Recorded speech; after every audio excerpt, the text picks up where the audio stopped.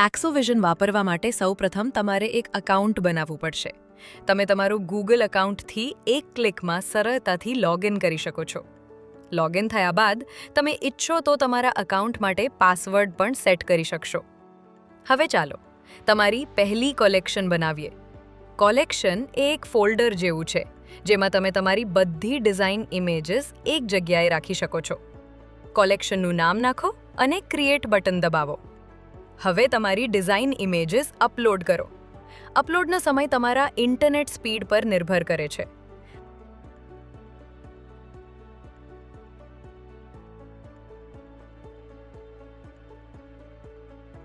Uploading પૂરી થાય પછી તમે બધી ઇમેજીસ વાશે કલેક્શનમાં જોઈ શકશો.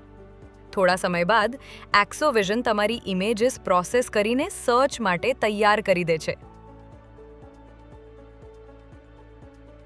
હવે માત્ર તમારા ફોન કે કોમ્પ્યુટરમાંથી જે ડિઝાઇન શોધવી છે તેની ઇમેજ પસંદ કરો, તો તમે સીધી કેમેરાથી પણ નવો ફોટો કેપ્ચર કરી શકો છો.